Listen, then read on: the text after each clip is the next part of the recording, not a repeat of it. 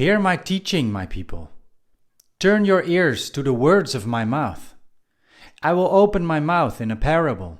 I will utter dark sayings of old, which we have heard and known, and our fathers have told us. We will not hide them from our children, telling to the generation to come the praises of Yahweh, His strength and His wondrous deeds that He has done.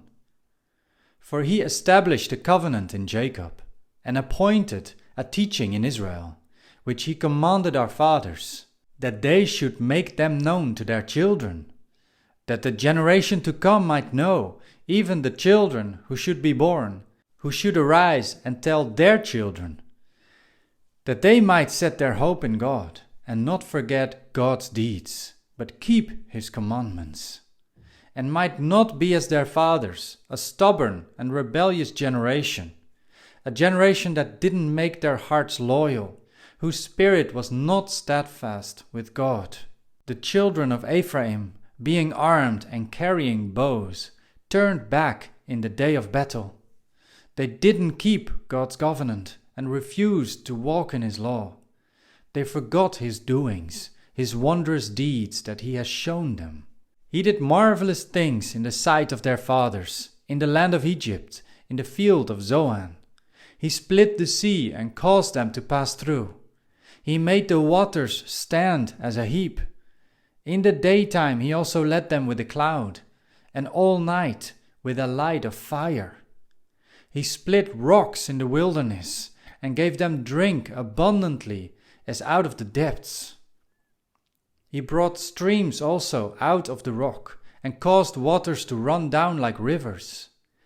Yet they still went on to sin against Him, to rebel against the Most High in the desert.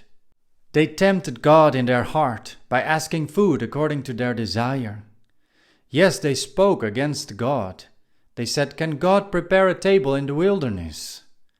Behold, He struck the rock so that waters gushed out and streams overflowed. Can He give bread also? Will He provide meat for His people? Therefore Yahweh heard and was angry. A fire was kindled against Jacob.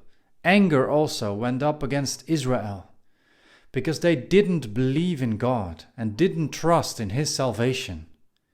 Yet He commanded the skies above and opened the doors of heaven.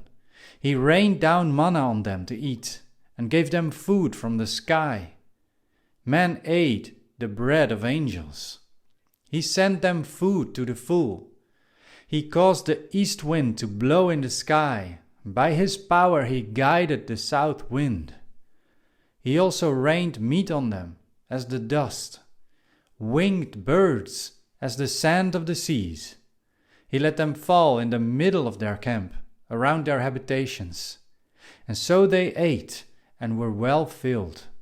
He gave them their own desire. They didn't turn from their cravings. Their food was yet in their mouths, when the anger of God went up against them, killed some of their strongest, and struck down the young men of Israel. For all this they still sinned, and didn't believe in His wondrous works.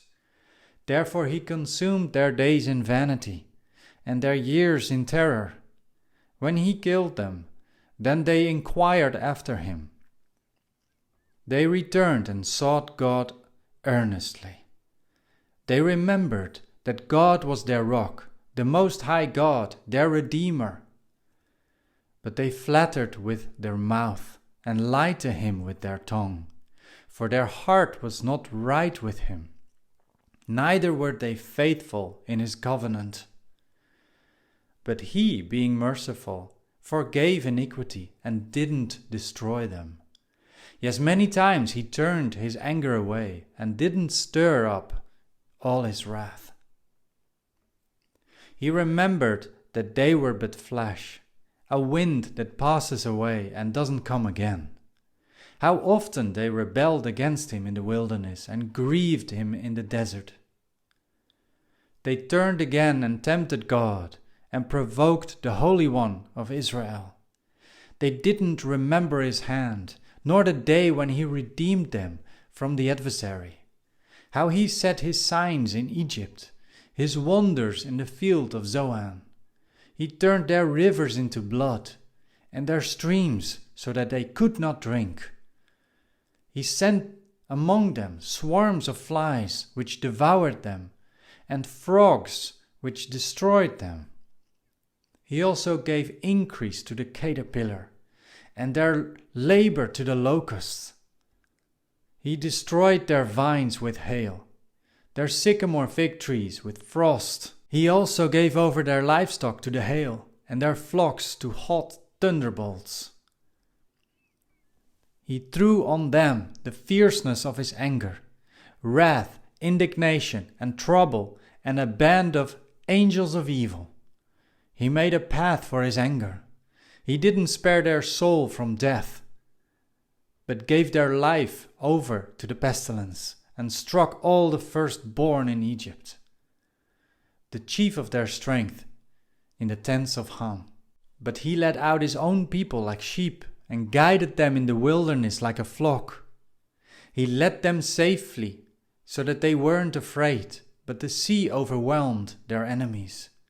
He brought them to the border of his sanctuary, to this mountain, which his right hand had taken.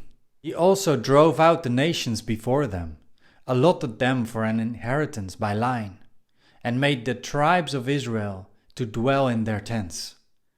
Yet they tempted and rebelled against the Most High God and didn't keep his testimonies, but turned back and dealt treacherously like their fathers. They were twisted like a deceitful bow, for they provoked him to anger with their high places, and moved him to jealousy with their engraved images.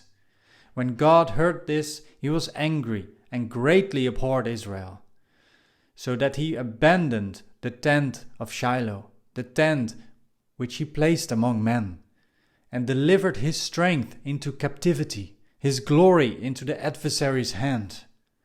He also gave his people over to the sword, and was angry with his inheritance. Fire devoured their young men, their virgins had no wedding song, their priests fell by the sword, and their widows couldn't weep. Then the Lord awakened as one out of sleep, like a mighty man who shouts by reason of wine. He struck his adversaries backward. He put them to a perpetual reproach. Moreover, he rejected the tent of Joseph, and didn't choose the tribe of Ephraim, but chose the tribe of Judah, Mount Zion, which he loved. He built his sanctuary like the heights, like the earth which he has established forever. He also chose David his servant, and took him from the sheepfolds, from following the ewes that have their young. He brought him to be the shepherd of Jacob his people, and Israel his inheritance. So he was their shepherd according to the integrity of his heart, and guided them by the skillfulness of his hands.